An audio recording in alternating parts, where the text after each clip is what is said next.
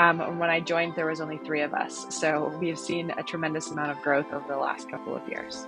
In X situations, and focus more of tell me about a time when. So evidence, show me the evidence of that, you've experienced this before versus the hypothetical situation. Focus on what matters to candidates, right? And are they trying to find jobs quickly? Are they looking at jobs with long-term horizons?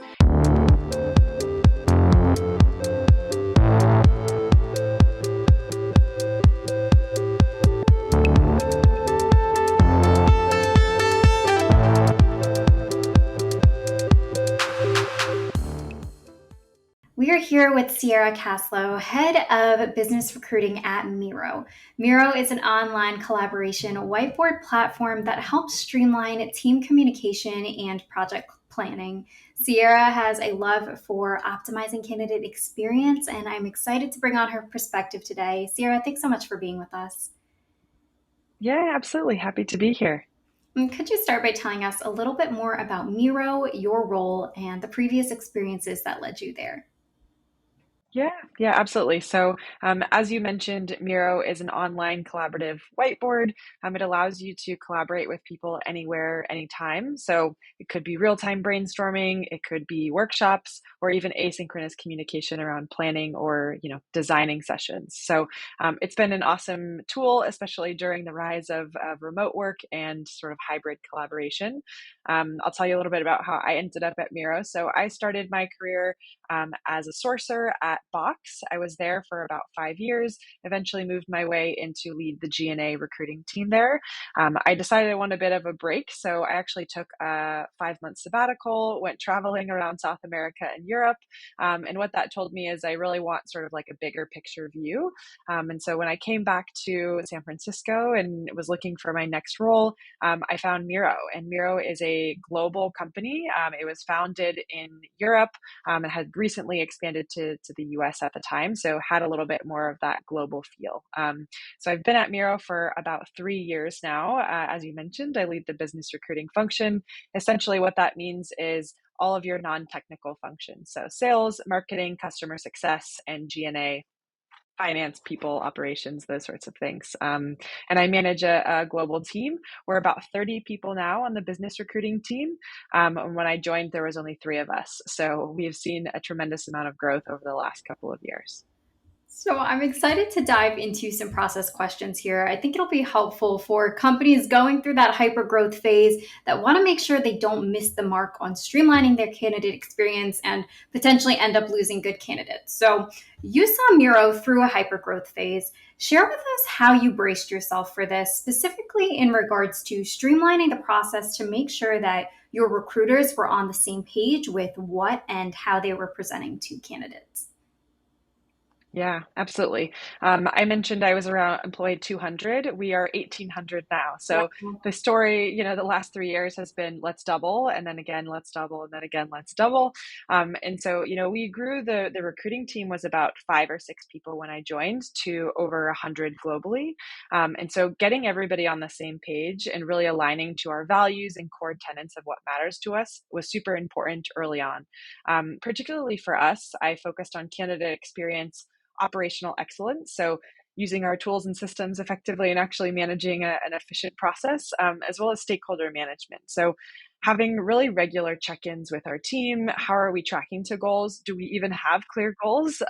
We know that oftentimes in the hyper growth phase, the goals can change over time. And so how are we holding ourselves accountable, and how is the business holding us accountable? No matter what changes, and inevitably there will be changes, we know that what we care about and what we value as a recruiting team will be the same. And so really focusing on kind of those core tenets and values as a recruiting function, first and foremost. We have invested a lot in training as well. And when I say training, everyone. So recruiters, interviewers, hiring managers, essentially when you're in that phase, everybody is an interviewer. Everybody is a recruiter at the company. And so how do we sort of break out what are the skill set gaps that folks might have when they're a first-time recruiter, even if that they aren't really on the recruiting team, but they're acting as if they're an extension of our team. So we built out really comprehensive trainings. I'm happy to walk through more, but really ensuring we know what we're talking about and we're all on the same page. So, for example, let's all be pitching the same three core pillars of why they should come to Miro. What you don't want to happen is the recruiter to say, hey, these are things we really care about, the hiring manager to say, these things are what we really care about, and interviewers to go on their own. So, really aligning as a business and as a recruiting function, what is it about Miro? What is our value proposition? And ensuring that everybody is sort of marching in the same direction, because we know things can change, and it's sort of all hands on deck during that hyper growth phase. Now, one thing I come across pretty regularly is the frustrations that occur between the gap in understanding or expectation management between hiring managers and recruitment teams. Now, you put together this training program, which included hiring managers in there for Miro. Can you share with us what this training program looked like, kind of some tips and tricks on it, putting it together, and how it's impacted the company? Yeah, absolutely. Um, it's been a really pivotal program. Highly recommend, even if it's a short and sweet version of this, to anybody who's sort of building a recruiting function or has hiring managers who maybe aren't experts in hiring. Most aren't. So the way we built our program, it was 6 different sessions. The first of which was a recording where it really just focused on, this is recruiting at Miro. This is our stance and our values around our culture. We are a global company. This is how we value different perspectives and cultures. So really getting everybody aligned on, how do we think about recruiting. Then there was 5 in person training sessions after that. So at a high level, and then I'll maybe walk through a little bit more, but scope. So how do you scope a role? Sell. How do you sell a role? Select. How do you actually select a candidate? And then 2 non-S words, but one about combating bias and one about actually leading as a hiring manager. So how do I effectively lead a search alongside a recruiting partner? So what we did is we trained the entire recruiting team to be experts in these 5 in-person trainings, and we actually led them. So every time we got a new batch of hiring managers, we would say anywhere from 10 to 15, we would say, great, you're on board, you're going to go through this training before you even start hiring. So the first one is about scoping a role. How do we actually know this is the right level? How do we know that we're thinking through questions around core competencies, or all the stakeholders that are going to be involved? They really understand why we're hiring and who we're trying to hire and what problem we're trying to solve, right? Oftentimes you can find that there's duplicative roles throughout an organization. And so that really effective scope at the very beginning of the search can be really crucial. Sell, sort of what I mentioned previously, let's all sell the same thing, right? Let's all get on the same page around what are the core tenets of Miro's value proposition. We want there to be some authenticity of, like, share a personal story or share how this core value has impacted you. So don't want to be too prescriptive, but definitely want to make sure that we're all selling the same direction and same value proposition. The third is select. So how do you actually select candidates, right? How do you interview effectively, and what are the right questions and styles of questions to ask? We really focus on evidence-based interviewing and competency-based interviewing. So pro tip is to stay away from what would you do in X situations and focus more of, tell me about a time when. So evidence, show me the evidence of that you've experienced this before versus the hypothetical situation that they maybe would encounter. Anybody can talk through a hypothetical situation. It would be better to get actual examples. So small little tweaks for folks on how to actually select and how to interview. Combating bias, exactly what it sounds like. Just bringing awareness to what biases could be at play during the interview process, and raising awareness. And then lead is the last one. I actually still lead these. So I get together with all of the hiring managers after they've gone through this training and talk about the partnership, right? What is important for you as a hiring manager to really focus on when you're leading the search with your recruiting partner?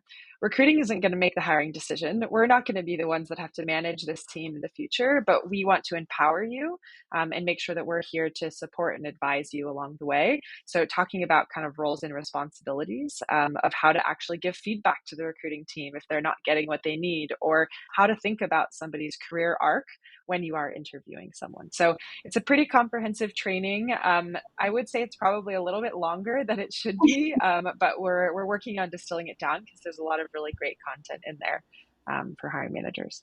Wow, I love that so much. Thank you so much for sharing that framework. I think that's super useful for just any company to be able to implement, even on a smaller scale than that, but super helpful to streamline the process. I love how you guys are going about it. So thank you so much for sharing that wisdom. Now, you and I got to chat a bit about this prior to the podcast, but as a global company, as Miro is a global company, what are some of the differences you notice and the adjustments your team needs to make in the talent acquisition process based on regional differences?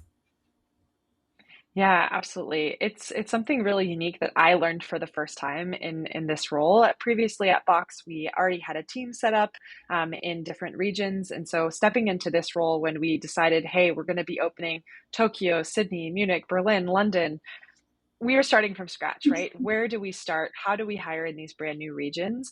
One sort of big piece of advice is that I would give is don't reinvent the wheel, right?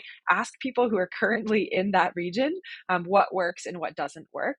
I think if you don't know somebody in that region, I'm sure someone at your company has worked in a global organization before and has connections. So for us, I would say it was taking a standardized approach to a unique situation.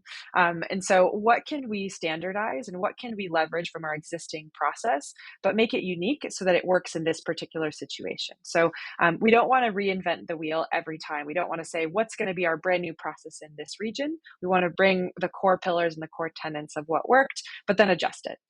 It is not a one size fits all when you're talking about a global company or ways to recruit. And so I think some of the examples that I found is that, for example, in Japan, agencies are actually really common and often preferred by candidates. You might not find this in the US, but when you're going into a brand new market, they don't know who you are. They've never heard of your company. So oftentimes they'll work with a recruiter who they know, who they worked with in the past, who's very well connected. And so what we decided to do is I said, I'm going to use an agency to help find my first in-house recruiter. Because, I know how to hire recruiters, but I don't know the networks, right? Or where to begin or how to position in this brand new market. We have a lovely recruiter there now, and he also works with agencies. So we take sort of a hybrid approach in Tokyo, whereas in the US, we take less of the hybrid approach and we really focus on in-house. In Europe, every country has a different notice period, which means a couple of different things. One, it means that you need to focus on what matters to candidates, right? And are they trying to find jobs quickly? Are they looking at jobs with long-term horizons? They have anywhere from a 3 to 6 month notice period in Germany. And so you're not necessarily going to have a cold outreach. Someone's just ready to pick up right away and make that move. You really have to cultivate those relationships and have a bigger presence in the region from an employment brand perspective. The second element of notice periods is planning. So when you're headcount planning, you can't get the headcount at the first week of the quarter and hit that number when you have a 6 month notice period or a 3 month notice period. So really working with your internal revenue operations team or whoever does your headcount and planning to figure out how do we actually get headcount far enough in advance to hit these target start dates, knowing what we know about notice periods. So each country and each region may have slightly different nuances than the next. And so trying to dig into that early on. Personally, what I did is I just reached out to people's connections of connections and said, hey, we're expanding in Sydney. I know nothing about the region. What are some tips and tricks? Who would you work with? What have you found success in? And people are more than willing to share. So it helps sort of cut down on the trial and error that people might do if they went at it alone. Last question for you, Sierra. At Solvable, we're all about what drives purpose and satisfaction for people at work. So I would love to know what drives purpose and satisfaction for you at Miro. Yeah, absolutely. I'm going to answer it in twofold. So I sort of look at myself as a recruiting leader and then a people leader. So within recruiting, I think making an impact on the business, right? Seeing the tangible results of your work, the people you hire, the things that those people accomplish, the processes you create, candidate experience, somebody has a positive candidate experience, they refer someone else and they get hired. So those sort of tangible impacts from a recruiting perspective.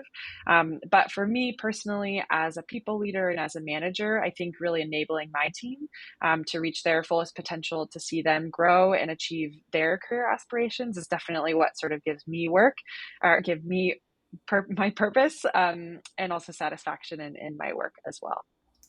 Sarah, thank you so much for being on with us today. And thank you all for listening to Architects of Contemporary Hiring.